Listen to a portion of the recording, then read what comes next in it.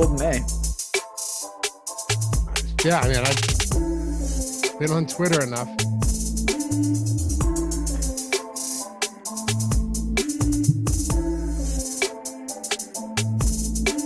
All right, good afternoon. I can tell you this. There is nobody more thrilled that we are starting the show today. Not Lofty, not Rasa, but our producer, Jordan, just to get off of whatever the hell was going on pre-show. We welcome you in. It's the Awesemo Fantasy Football Show on the Awesemo Fantasy Football channel. And as you know, this, as well as the Awesemo Odds channel, brand new channels for you to subscribe to, like all of our videos, make sure you are a part of what's going on. This live programming for you. We'll be back Friday, 2 Eastern as well. So make sure you hit the notification bell so you're not missing anything. Underdog today will tell you all about what's going on. Underdog, more conversations about ADP risers and fallers, what the overreaction usually is following a couple of games in the first week of the preseason. Lofty's in the house. Ross is in the house. What's happening, fellas? What's good, boys? Just another day, right? Coming back from a nice weekend, and now we're talking football. But I will say this much. It was only week one of the preseason, but we actually learned a decent amount. I don't want to overreact to it, but I'll probably overreact to it. At the same time, I'm trying to stay nuanced about a lot of this because while we get a decent amount of information, a lot of these guys are only playing for one quarter, and then we've, made our minds up, and now we're not willing to draft somebody. So it goes both ways. You get excited, you get discouraged. Let's try and find the balance here. It's not just that, though. It was funny. I was talking with Matt Gaskin on a show earlier today that you could check out.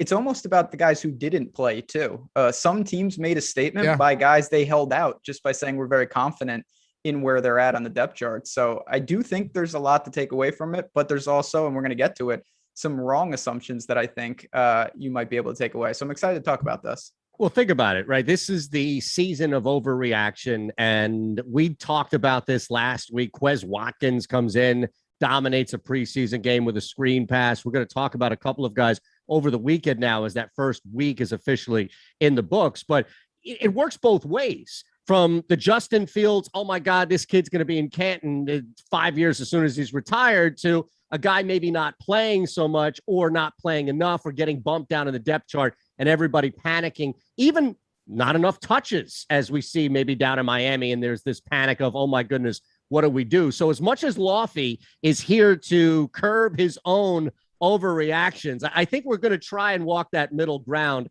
as best as we really can. And look, it's difficult because everybody right now wants to jump on things from what happened over the weekend. And I know that Myles Gaskin was a huge conversation about what to do now.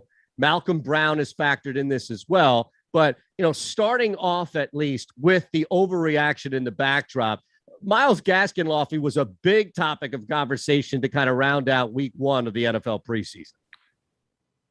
This is one that I don't want to overreact to because a couple things to consider here. Malcolm Brown sucked. I mean, he just sucked.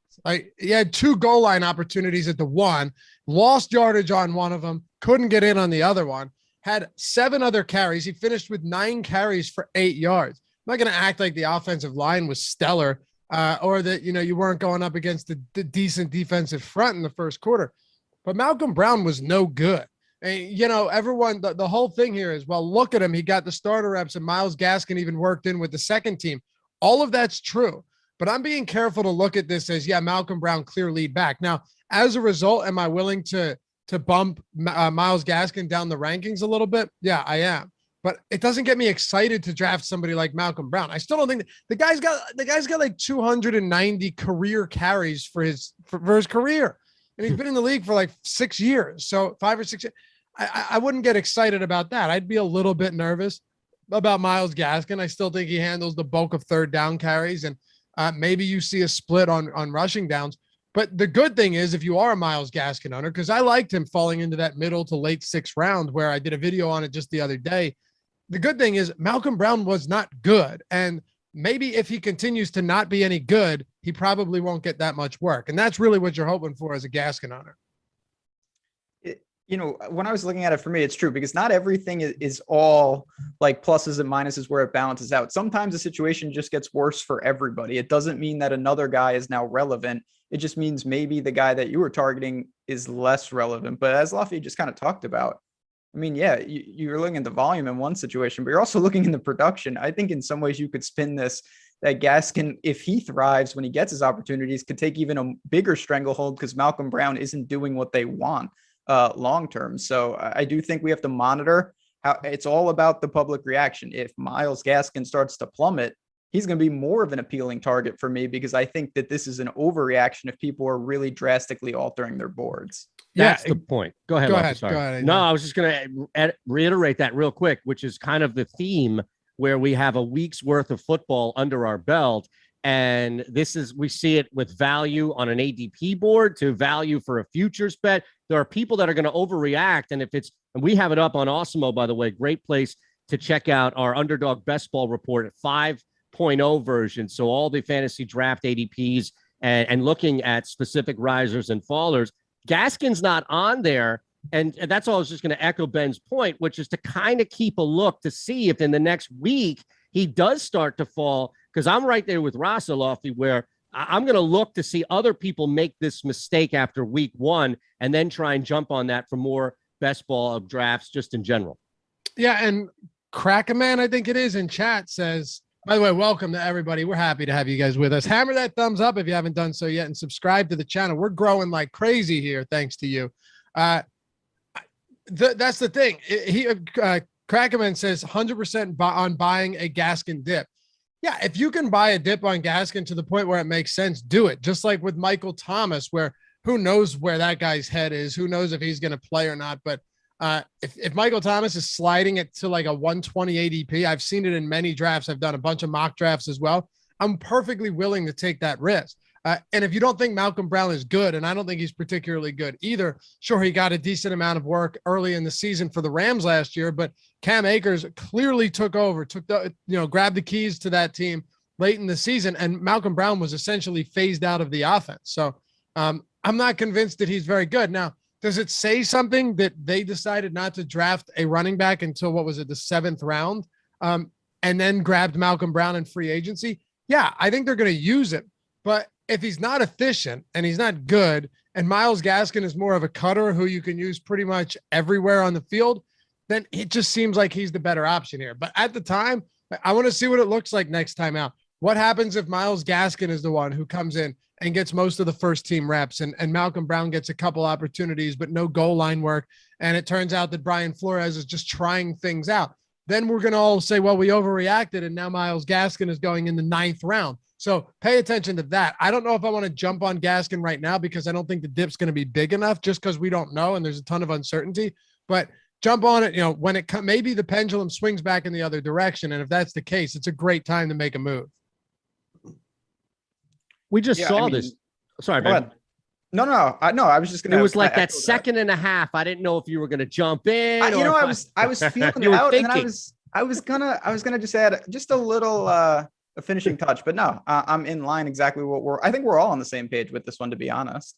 Yeah. And other thing too, just to kind of keep in the back of our minds as we bounce around and look at some overreactions to maybe some underreactions as well that have come out of the first week. And this is all into, of course, the regular season, is to balance somebody else, right? Ahmed, right? Somebody else who may have a better game early in a preseason, because that's where I think you're going to have, look, we saw that in the Patriots game, total outlier, to take Ross's phrase from last show, about a 93-yard run that came just burning the clock out. And there's overreaction. Oh my God, I got to race to draft him higher, deeper in ADP as far as, best ball drafts.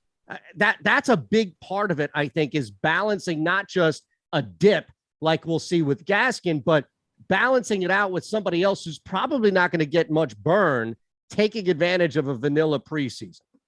Yeah, and it's not like Ahmed is going to get, and that guy, he's not going to be involved considerably. No, but he has a huge game, right, Luffy? And everybody's like, oh my God, shit, now that adds more of a cloud in the backfield. Yeah, it does absolutely nothing. And honestly, you look at Damian Harris, he was the only one getting carries in New England. He was splitting first team work with James White, but James White was out there because he's a pass catching back. I mentioned this on Friday that I try not to overreact to coach speak and hyping players up like Damian Harris. The reason I'm not high on Damian Harris as everyone else is because we don't know if Cam Newton starts, then there goes your goal line opportunities. And then if James White is out there, which he should, there goes your third down opportunity. So if you're a first and second down back who's scarcely getting used on the goal line as well, then you just don't have that type of value. But there's certainly nothing about Stevenson that stands out as a guy who's expected to get considerable work. He didn't play till the second half. Now, is there any truth to this rumor that you're still a little upset, Ben, about Kevin Kisner taking that 6-way playoff over the weekend and Tulsa Dog shouting you out? Yeah, no, there's truth to that. I mean, that's a different show. You can find out all that rant 4:00 Eastern. I'll be on the PJ Strategy show today. Bet Russell Henley led the first round, read the second round, led the third round, misses a 4-footer on 18 to lose that. That was very, very, very frustrating. But I got preseason football to take my mind off that, numb the pain, and that's what I'm here to do. All right, now more people popping in, so good time to remind you, not only, as Lofty said, to smash away on that like button, but who we're here for, and that's Underdog, of course, the biggest best ball tournament in history. $3.5 million prize pool, over $1 million. That's right, going to first place. So keep tuning in to everything that we're doing here across the board, the Awesemo channel, Awesemo Fantasy Football channel. You're going to get all the up-to-date news and also information as far as ADP, how guys are rising, falling, with the numbers to back it on Underdog, and then just use our promo code. It's that easy, right? Awesemo, name of the channel. You put 25 in, we'll match up to $25. That's $50 to do some damage right away. Get in. I know a lot of people have already, multiple from the big dog. The puppy came back, right? A second puppy. So keep bouncing around Underdog and taking advantage of what we have. Now, I want to trust that there's a guy that I do want to trust, but I just don't know who. Puppy 3, by the way. Puppy 3. I stand corrected. Filling up like crazy. Look at that. How many puppies do you think we're going to hit? Like, is this going to be 101 Dalmatians before the start of the season? We'll probably have 10. Yeah, that's 10. Not bad. No. My favorite are the screenshots we get from like you, Nolan, others, right, who will tweet this stuff out, where somebody has gone 7 or 8 straight rounds with one position, usually the wide receiver. Yeah. Wait, what do you mean? 7 or 8 rounds with only one of those? Yes. Like just drafting unconsciously, just drafting a wide receiver every single time out for 7, 8 straight rounds. And then there's the screenshot from one of us being like, is this for real? Yeah, that's what people are doing now. It's something else. And some smart people are doing it as well. So I guess I have to give, I can't completely discard it, but yeah, the hero RB approach, we can do this another time. The hero RB approach I like, where you go top tier running back early and then load up on wide receiver and other positions, and then get some good running backs in there, or some good high upside risk running backs in there later, because you have to start 3 wide receivers. You don't have to start 3 running backs. What are you guys going to do in New Orleans? I look at Marquez Callaway. I look at the situation that Michael Thomas injury has opened up. We know that defenses, as much as they're going to try, are going to do whatever they can to limit Kamara just catching the football. There's going to be an opportunity for 2 people to catch balls consistently out there. I just don't know if I can trust look, it's not going to be Taysom Hill. So I don't think that's an overreaction to say that Taysom Hill is not going to be the starting quarterback. Really? I just don't. You think still has a shot? I know Jameis Winston. He got first team reps last game, and yeah, I think he's awful though. You've seen him up close and personal here. Yeah, but you're talking about Jameis. Listen, I want Jameis Winston to start, and I thought that he would be the starter, but I can't say I'm so confident about that now. Honestly, I think Sean McVay's pretty upset and underwhelmed with both of them. And I think it's a legitimate open competition, and it might be a 50-50 shot right now. I really do. That's pretty scary to think, Rasa. Yeah, that's not. I mean, the way I look at it, I'm not going to say it's definitely going to be Taysom Hill, but I feel pretty confident in saying it's definitely not going to be just Jameis. And that's the concern that I have. Even if it's not Taysom Hill, when Sean Payton, to me, there's no rhyme or reason sometimes when he goes to these things. And that's what I worry about with the offense as a whole. Sometimes I think he's a little too smart. He gets a little too gimmicky unnecessarily. And I do think that it should be Jameis. And I actually think that it will be Jameis, but I still worry that Taysom Hill takes enough that it really creates lack of momentum and it vultures a lot of opportunities from a standard offense. The problem now. Real quick, Eitan, the interesting thing is we'll get it right.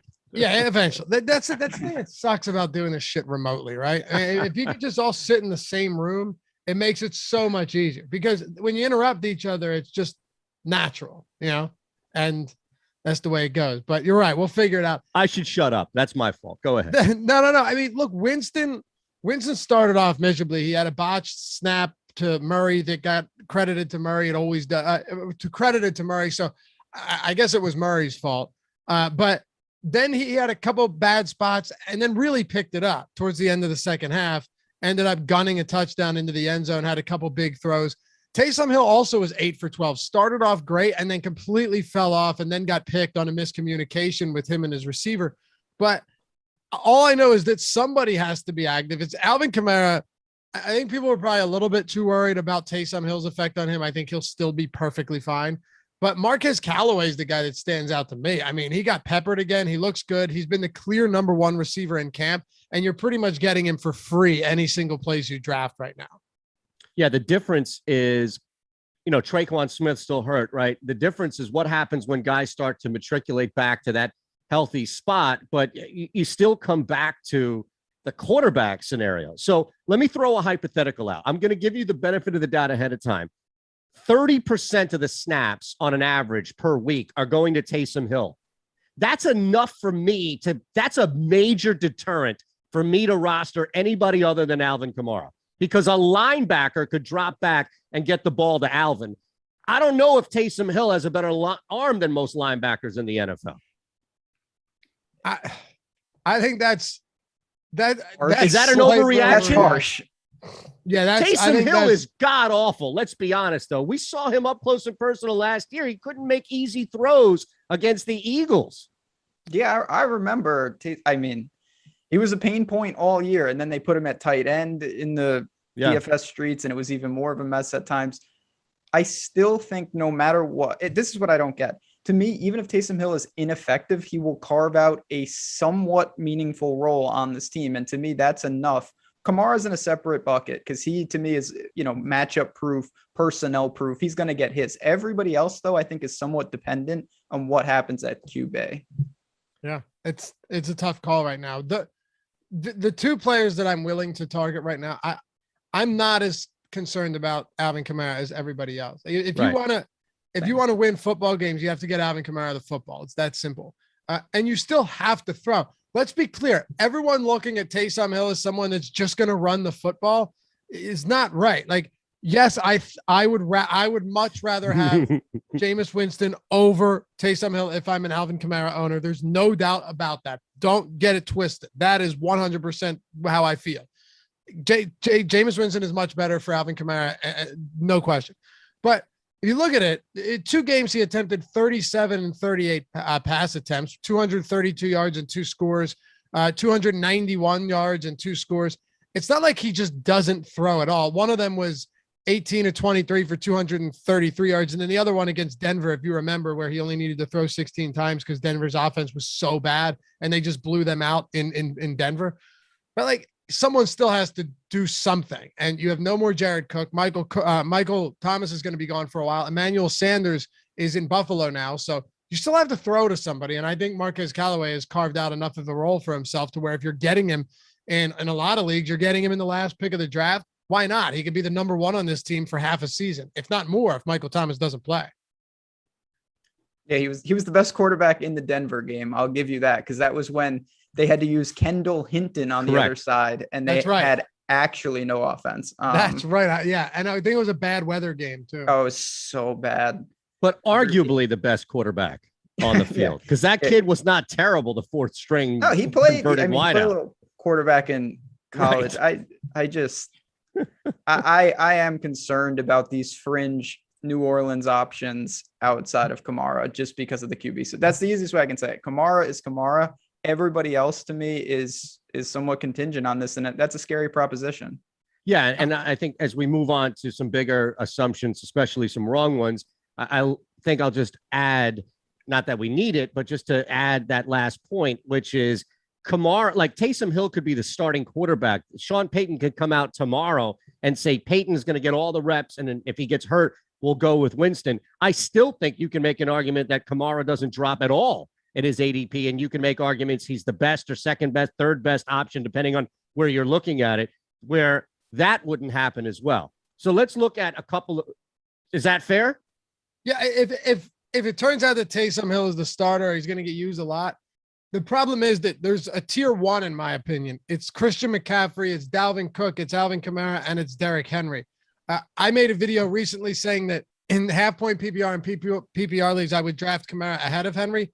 Right. I think I still would, but I'd be fine if you said, you know what, I'm bumping him behind Henry, which is where a lot of people already have him anyway. I just don't think any quarterback situation puts him behind the next tier, which is going to be guys like Ezekiel Elliott. And then there's kind of another tier after that. Zeke is kind of in a land of his own now because you can bump Jonathan Taylor back up depending on if Wentz is active and if Quentin Nelson gets back soon enough. But like Saquon Barkley is another example of someone that was going fifth and now he's outside of that because of the uncertainty there. So I don't think Kamara can fall far enough, especially given that you really want to get one of those top backs if you have a top 4 or 5 pick. What about Chubb? Love Chubb. That's your boy. That is Love. Now, are you going to double back and throw Chubb under the bus now? No. I told you guys, I think he's the best pure runner in the league. I think he is, but that's entirely separate from how he impacts your fantasy team. And as long as he doesn't get any targets in the passing game, then you have to knock him back a little bit because Kamara is going to get a lot of both. Dalvin Cook's going to get all of everything. Christian McCaffrey gets everything. Derrick Henry doesn't get everything, but he's Derrick Henry, and he had, 370 carries last year. So all of those, and Ezekiel Elliott, people don't talk about this often, but go look at his targets, man. This guy gets targeted a lot, whether they're good or bad. He's going to be on the field. With Nick Chubb, I love him. I think he's phenomenal, and I expect him to run. But not only does Kareem Hunt get targets, he gets involved in the passing game as well. So, or in the rushing game as well. If Nick Chubb was the clear defined, like 3-down back in Cleveland, I'd absolutely be taking him top 5, probably top 3. Yeah. Overcome with a good point on the chat there. Kamara's ability to avoid getting hit, making him so attractive. Other tier 1 running backs have durability, but tread. So when you're looking at that, just to move around, and we see it all the time at that position specifically, it hasn't been dominant necessarily for the rookie wide receivers, but I am curious, especially our guy here in Lofty, Philly, who hasn't even played, but to look around at Jacksonville, so many eyes on Jacksonville, Trevor Lawrence, that crew of young talent that they have. You add a rookie running back now from Clemson in that backfield already with Robinson. So there already, I think, was this level of expectation, not to say that they're going to win 10 games, but just to see if they could play. On top of that, you've got Urban Meyer. So this is a really big unknown throughout. I don't really know how much we got from Trevor Lawrence to make a major assumption, but I think the people around him, Lofty, you can start to look at what went wrong down in Jacksonville in that one preseason game from who's catching the ball with Trevor Lawrence. Yeah, I think that was a big one, a really big one. The fact that when I talk about these assumptions that we refer to, everyone has assumptions and everyone assumes that this guy is going to be the top guy because he was here or because he was last year. It's really easy to make those assumptions and then just end up being wrong. But Trevor Lawrence has apparently really liked Marvin Jones. And how much stock do you put in this? I don't necessarily know, but I can tell you, and Ben and I have discussed this on so many DFS shows, that Marvin Jones, every single week, it seems like the guy just goes completely overlooked. Even when Kenny Golladay was out in Detroit last year with Matthew Stafford as the quarterback, he's a viable red zone threat, and he's still a quality enough wide receiver to where he comes into Jacksonville and it's kind of like, oh, well, they already have DJ Shark and Laviska Shenault, who in his first year didn't show a ton. I know you like him, Ben, but still, we haven't seen a ton from him yet, even though he can do a lot. I think we kind of just assumed that Marvin Jones would be the clear number 3. And I don't know if that's going to be the case. And I'm not just using one preseason game to overreact, saying in general, the guy's actually pretty good at football. He is one of those guys that's perpetually overlooked. And I think that's a fair assessment. I still think there's going to be a big enough, we've talked about this a little. I think there'll be a big enough role for these guys to coexist. And a lot of it's going to come down to what else we get. The backfield is really confusing. You mentioned ETN. And certainly Robinson from last year. Jacksonville's just a team. I kind of bring this up on DFS all the time, Luffy. You've heard me say it a lot. It feels like one of those teams where you're trying to make a parlay. You have to get not just one assumption right. Like you need to get the wide receiver depth chart right. And then the quarterback also has to be effective in getting them the ball. It feels like a pretty thin margin to get everything correct to get the appropriate payoff. I think there's something with Jones, though, just going back to his career and having to make nothing or something out of nothing in Detroit more often than not, to where, and look, I like Chenault as well. I think the kid is talented. You can move him around a lot and he's going to grow. Shark healthy is a problem. We know that even with poor quarterback play, he can be impactful. So I think this is going to be more game flow. Look, Urban Meyer, just look at it this way. Urban Meyer at some point is going to have to rely on a veteran to move the football down the field, as opposed to these new shiny toys that he may not still have a grasp on how to correctly use. Marvin Jones is a safety blanket, right? Marvin Jones is somebody that you can work into different situations. And then if the game flow allows it, that's where I think he actually can take off. So I'm with you where if people want to keep sleeping on this dude week to week, of all the people, including Shark healthy, I get it because he's going to be the more looked to or maybe targeted wideout. I still think the upside with Jones is exponential because of game flow itself and his ability to get open and catch balls in worse or arguably the same shitty situation in Detroit. Yeah, look, this is how I see it. There are certain players that go places and you just know that they're good enough to where no matter where they go, they're going to be the top option, right? Like there are Julio Jones, for example. I'm not saying he'll be the top option over AJ Brown, but you don't bring a healthy Julio Jones in. And if you're Ryan Tannehill, be like, I like Josh Reynolds just a little bit more. Anthony Berkshire looks better today. Julio, you had your time in Atlanta. And of course not. You're going to pepper the guy with targets because he's good. And there are a lot of other places where top quality, top tier receivers go to, and they immediately become involved as the number one receiver in the offense. But when you have places like Detroit, where it's Brashad Perriman and Tyrell Williams, looks like Tyrell Williams is the number one right now. No one's really talking about him because, Perriman was the type of guy that you kind of just assumed he'll be it. But a game manager type player like Jared Goff is going to probably look to someone like Williams potentially more, even maybe some Amon-Ra St. Brown. It goes across the entire league. There's just so many assumptions we make with players that have been good, but new quarterback, new coach, new players. There's a lot of different things happening. So, 1 year from DJ Shark, did he have 1,000 yards? It was 1,008 yards and 8 touchdowns with Garner Minshew back in 2019. I think there might've been some Foles that year. I don't even remember, but or no. Yeah, it might've been. Who knows? I think so. Again, it doesn't really matter, right? Like there's so much unknown here and uncertainty. It opens things up in drafts. If everybody else is going for Shark and ETN and Laviska Shenault, who's ADP right now, Ben, I don't care what you say, is absolutely absurd on Underdog. It's, what is it? 73? Come on. That's crazy. Absurd. It is crazy. Marvin Jones, and nobody wants to look towards Marvin Jones. He's about like 4 rounds after that. So take those opportunities on teams that have a ton of uncertainty and you don't know who the guy is going to be, especially with a new coach, maybe new offensive coordinator, new scheme, new quarterback. This could be one of those places where you get a nice value on someone that no one's paying attention to. Particularly in best ball, I'm 100% in line with you there. I still think when everything balances out in the equilibrium, I don't think that Marvin Jones is going to have a dominant year and have a stranglehold on the target share, but you don't need that either. That's the thing. You're getting value. The opportunity cost is minimal. And yeah, it's not like when you're talking about that Luffy, DeAndre Hopkins came to my mind. Like he goes to Arizona. No one's like, oh, I wonder where he fits into the target share. Right. Like it's a different situation. Marvin Jones to me is on the other side, but he's still good enough where he's going to have a role on this team. There's no doubt in my mind. I think there's just a lot of interchangeable parts that Jacksonville's going to be working through on the fly.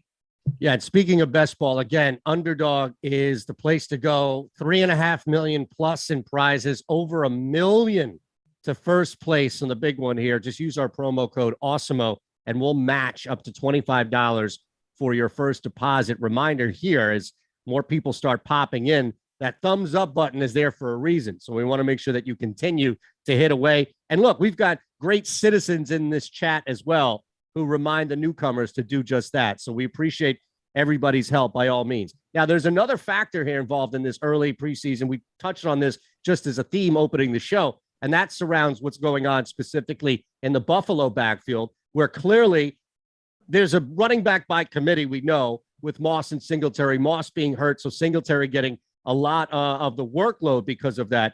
But this is where I kind of go back and forth, right, guys, where it's like, yeah, what ceiling does Singletary really have to ensure that he's a bell cow versus we're kind of just waiting for Zach Moss to come back and assuming that it's going to be more of what we got last year? I mean, you don't want me talking about Singletary, obviously. Go ahead before I go on some like rants. him or dislike Wait, him. is this going to be some major rant that I wasn't aware of here? You got to put this in the prep sheet, so I know. I can't quit Singletary. I've always thought that he got a raw. I don't really understand what they do with him in Buffalo, so go ahead.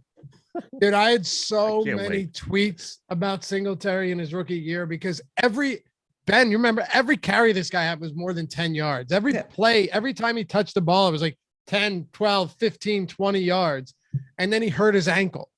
And that kind of curtailed all of that progress. And then last year you bring in Zach Moss.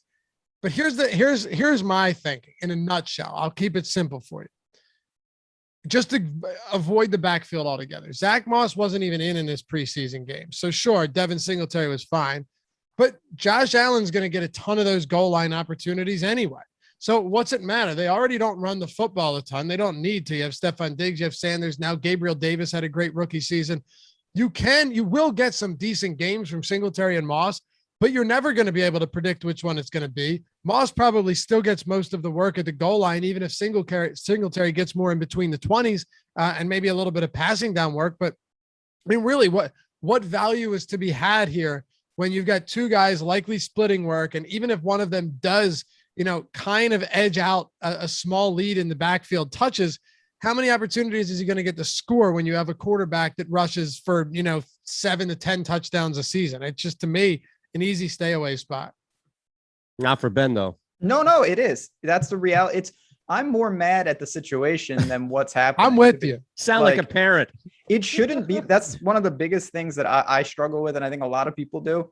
It's not about what you think should happen. It's about what the team thinks. Like, if you think this guy is great, but he's the 5th string running back, that doesn't mean draft him because he's good. It means the team doesn't like him, and that's the reality. And I think Singletary should be in a slightly different role, but he's not. And Josh Allen, certainly a prolific rusher around the red zone. Moss is a goal line back. He's not a super pass catcher either. So it's like, you brought this up before with the team, I believe with the Patriots, with White and Cam. It's like, well, what is Singletary's role where he's going to pay off major dividends? How is he carving out that role on a Buffalo team with so many other mouths to feed? The reality is he's not.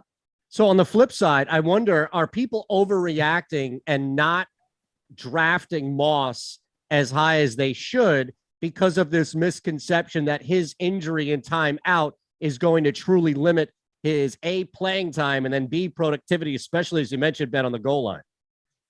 I mean, I think it's the same situation, though. Singletary is not non-existent. Zach Moss also has to carve out some type of role on this team, and I don't see that either. Together, they form a decent chunk of change, but obviously you don't get the package deal. So it's a situation. I think both of them have a role on the team, but neither are interesting enough for me to make a stand there.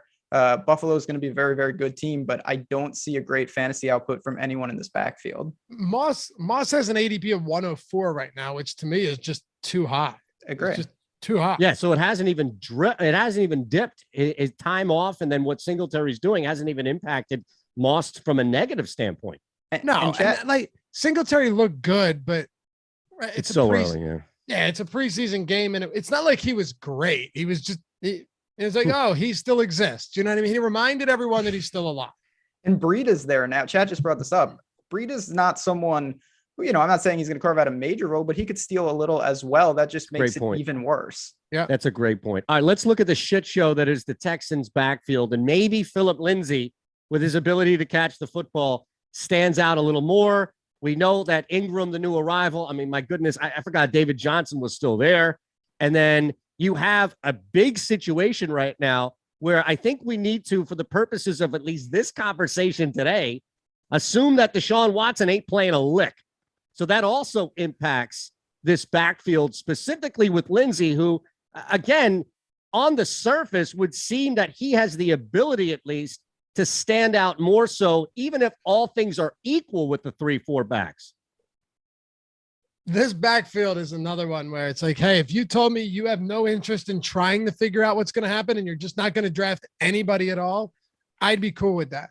The problem is, if you have a guy who is a first and second down back like Derrick Henry, but is also a third down back in the sense that Tennessee will run on 4th and 5, like, it doesn't matter. Tennessee, we know this. Tennessee, they were down to the Green Bay last year.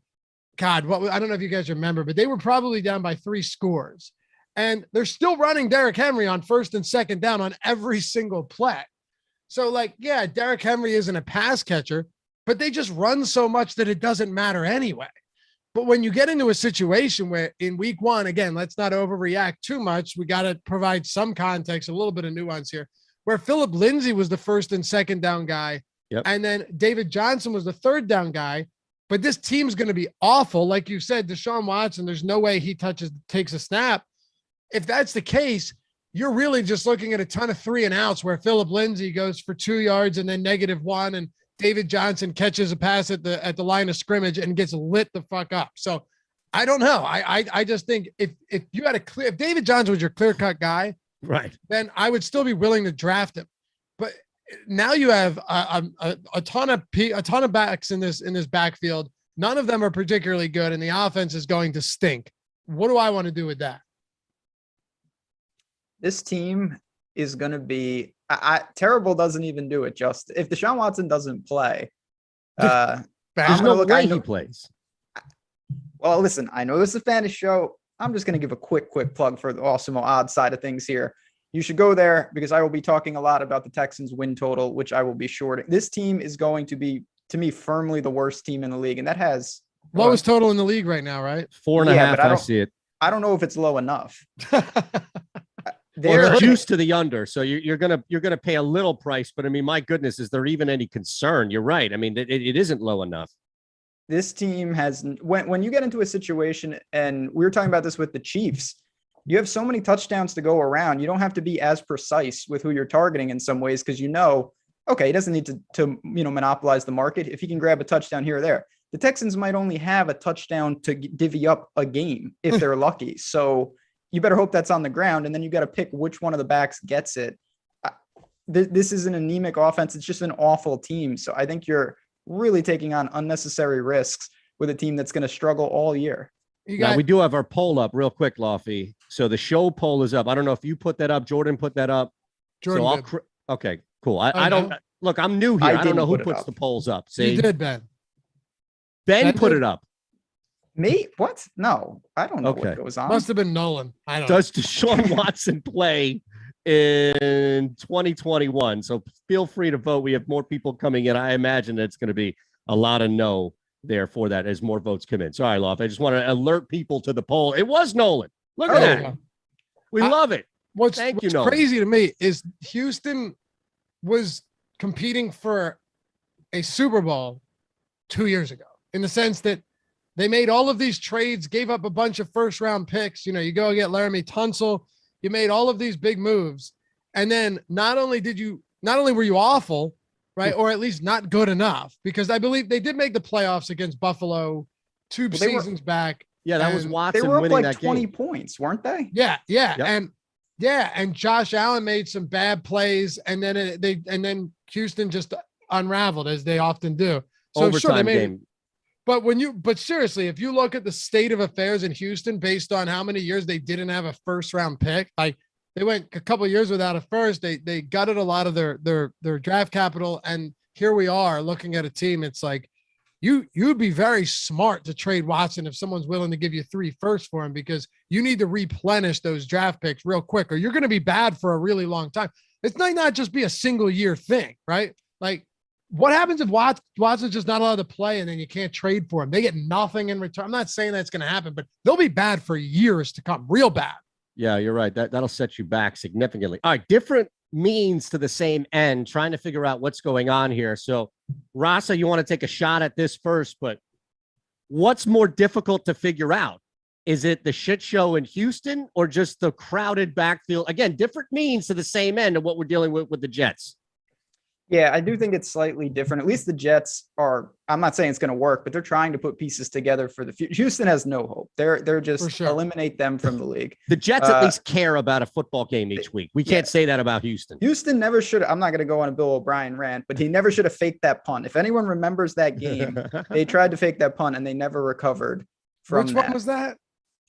They were up like multiple touchdowns. I think it was against the Chiefs. Yeah. Multiple touchdowns. And then the Chiefs started scoring and they, in one of the dumbest fake punts in the second quarter of that game. And then the Chiefs just absolutely rolled them. They never recovered from that. Anyway, I don't think that's why people are tuning in, but they should be for fake punt rants. It's difficult, man. I mean, you look at Tevin Coleman, everybody, and rightfully so, Michael Carter's a name that we're going to continue to hear. He can do a lot of things. It looks like, right now he's not going to be the starter, but at the same time, he's that type of gadget guy that I think they'll want to get involved. But I'm going to have to go to that same thing we're talking about. It's not a competition by any stretch because Zach Wilson has this job. There's nobody behind him, but we don't know exactly what he's going to give them in the passing game. And I don't think a run-centric team here is going to be a prolific offense. They're still going to struggle. So I think Carter's interesting, certainly in like dynasty and formats, he's going to be getting some love. And I absolutely agree with that. I still don't know if you want to attack a depth chart this messy in the backfield, though. I want nothing to do with it right now. But if I do, I'm just going to go Tevin Coleman in the 17th round, 16th round. Why the Michael Carter this is one of those examples where, and again, I could be totally wrong, but let's just assume for a second that I'm right. Michael Carter could be one of those examples of people assuming, as you could see up on the sidebar, wrong assumptions. You could have put this in there too. We just don't know yet. This could have been one of those examples of a wrong assumption where Michael Carter immediately is assumed to be the number one back. And Ben, you're a college guy. I know Michael Carter is very good, but there are a lot of people that will tell you he is not a traditional 3-down back type at the NFL level. Well, he wasn't, again, he comes out of North Carolina Smith. with Javonte Williams. Or Williams, I'm sorry. Yeah, Williams. Yeah. And that type of offense, Dynami Brown was there. Sam Howell is going to be a pro, coming up. It was not a team that was just, let's feed this one guy. So he didn't fit into that there. He doesn't fit into that here. I do think the one good thing about him, though, is there's a chance that he's just amazing. Like, we don't know the upside potentially. Maybe he's just that good and he just slowly but surely asserts himself to the top. I think Coleman's the prudent play. We know what he is if he can stay healthy. But Carter's the one, there is some intrigue around a guy with this much talent. But like, where in your drafts are you willing to take that risk that he is that good? And where are you saying, let me pump the brakes because there is Coleman, who came over with both the new head coach and the new offensive coordinator, right? And maybe the Jets just aren't very good and we don't know what we get out of Zach Wilson either. So how do you weigh that risk? Yeah. So, I mean, again, there's all opportunity costs. When you see him around guys like David Johnson, I'd rather take the risk, but you've got Melvin Gordon in that range, guys like that. I think the stability comes into play and you have to fight. I don't know about you guys, but you have to fight yourself. Everybody wants the new shiny toy, the cool guy, the opposite of Marvin Jones in every way, honestly, like the guy that's just, this is he's special. He's going to be different. You always reach for them. And Chenault falls into this category. Look at Kyle Pitts ADP right now. Yeah, Kyle Pitts. Look at Jamar Chase, all of those guys. Yeah, I get it though. Isn't it exciting to get those guys? But you got to stop yourself at some point because the risk truly doesn't, it outweighs the reward. And that's where you're going to get into trouble. Let someone else chase if it gets too aggressive. Yeah, who's going to be the guy in that Jets backfield that's going to benefit most when everything, to Lofty's point, for not a good Jets team goes to shit. Could definitely be Carter. You know what I mean? It could. But I think you're right. And it's Coleman until proven otherwise. Right. Yeah. I think it's just a legitimate timeshare where Coleman gets a lot more work than people expect. At least with Kyle Pitts, there's no more Julio Jones, and It's Calvin Ridley, Pitts, and it's Russell Gage. And you know that Matt Ryan throws the ball 600 times a season. With the Jets, what if it is a 50-50 split between Coleman and Carter, and you say, okay, that's not too bad, but then you realize that this team is playing from behind a lot, and maybe the offense isn't good, so you can't run the ball anyway. That's a big issue. No. All right, we'll wind down here with our squad, Lofty. Ben Rassa will never be an honorable Eagles fan because he won't stoop so low to associate himself. Ben loves the Eagles, man. I'm a Birds guy. Don't hate on me. You didn't know that? I thought you were a Giants guy. I'm sorry. Ben always pulls for the Eagles. Yeah. All right, well, good. You're even higher up in my book for whatever that's worth. My shitty little book that I'll come out with. So let's look at this offense. I mean, look, we talked about it last week, and another game or a real game under their belt. There's a lot of trying to figure out, I think, the tight ends, also Devontae Smith, where he's the unknown because he hasn't been out there. I'm not going to jump on the Jalen Reagor train until I see it. And then, to a back end, we'll stay away from the Quez. Quez got enough time on the last week's show. I think we could focus on guys that are probably going to be more ones and twos making an impact. Is that fair, Luffy? Dude, I'm buying the hype on Quez. Are you? Big time. Did you put this in the run sheet just to justify another Quez Watkins segment? It'll be short. I'm not a homer. I have to tell people this all the time. No, you're not. My like for Quez Watkins stems from a dislike from Jalen Reagor. And yes, I still think Jalen Reagor, you know this, Ben. I still think Jalen Reagor is perfectly fine. But what if you move him into the slot and Greg Ward loses snaps, and now you have an absolute speedster on the outside like Quez Watkins across from Devontae Smith? Is that really the craziest thought? I don't think it is. I don't think it is. Like, is taking Greg Ward off the field and giving Jalen Reagor like 40-50% snaps out of the slot each game the craziest idea? I don't know. I don't think it is. Did you see him burn JC Jackson today for that touchdown? Oh, practice. Yeah. This is going to be the practice, the hero in practice, and everybody's going to get all gassed up about it. And then in the regular season, people are going to be looking around like, oh, yeah, that's why Justin Jefferson, all these other questions and comparisons. There are certain guys, though, I do think, and this is more of a general statement, you want to buy before you see it.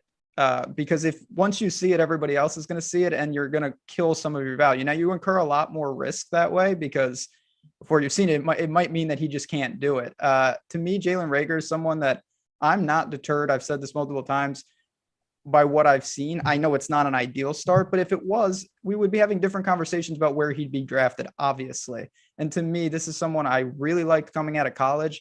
I don't think he's gotten his fair share just yet.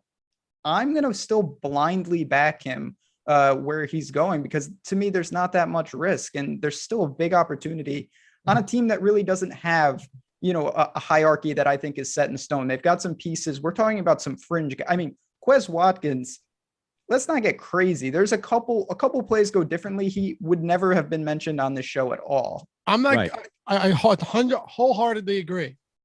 All I'm saying is those type of speed guys that actually have decent hands can carve out a role in an offense that already has as much uncertainty as they do. That's all I'm saying. He does have strong hands. I give you that. But it's a situation. I still don't think, he's going to be firmly entrenched and there's nothing Jalen. I know you're not saying that, but like Jalen Reagor is a couple big plays away from this narrative being spun the complete other way. Sure. I'm not putting Quez ahead of him on the depth chart. I'm saying I could see Greg Ward getting squeezed a little bit. You want to cut Jalen Reagor. I know what you're trying to do. It does sound a little like that. I have to agree. I'm trying to get rid of Devonta Smith too, man. Get healthy. Yeah. No, I'm kidding. Hey, Tom, before we go, one more thing. This is the big thing. Please. I honestly think that we are not paying enough attention to the Goddard and Ertz thing, right? I'm not talking about this because we're in Philly I'm talking about this because it's important. If Philly is not just showcasing Zach Ertz and he plays this season, you need to right away bump Dallas Goedert much further down on your rankings because he's going as the tight end 7 right now. if Zach Ertz is healthy and playing, and Jalen Hurts is planning on targeting him, and they go with a ton of 12 personnel again, you got to look out, man. That's going to hurt Dallas Goedert a ton. So this is what I heard today from two people that I truly trust a lot, covering the team for a long time. He ain't going anywhere. That everybody is shocked, like you, like me, like Rasa, like everybody is shocked that Zach Ertz not just dyed his hair blonde, but is still on this football team. And it does not look like a showcase scenario. It does not look. Now, look, somebody goes down week 3. That's a different story. You take advantage of circumstance. But from what I'm gathering, and take everything Lofty just said and run to the bank with it, is Zach Ertz will be here as a tight end 2 on this roster. But as everybody knows, he at his best has been better than Goddard. So that's what's crazy about all of this dynamic with Ertz. I don't think he's going anywhere. And to Lofty's point, he's going to be a big cog in this offense. It just, people thought he forgot how to play football last year. Everybody forgot how to play football on this team last year. Yeah. So that's the same thing we've been saying, though. It's Zach Ertz is not a trendy, cool pick at all. He's the complete opposite of that. You don't want to draft him. He's someone that everyone knows it's not going to create any waves. Sometimes those are the actual diamonds in the rough because we know we can do it. And I still think it's in there. It's just if the circumstance breaks. So again, it's counterintuitive. You'd much rather take the flashy rookie, crazy scores in the combine. He's doing all this stuff. He can fly. Oh my God, the guy's, he's got whatever. That doesn't always work out. And I think that's where the overhype comes in. And that's why I love doing the show after the preseason, because it's such a perfect situation where we see these plays and everybody gets worked up about it. Sometimes it doesn't actually correlate. Yeah. There's nothing worse. There's nothing more fun than watching amazing plays in camp. So much fun. It's so fun. But there's also nothing worse when it comes to like, yo, did you see that Bryan Edwards catch, which was amazing?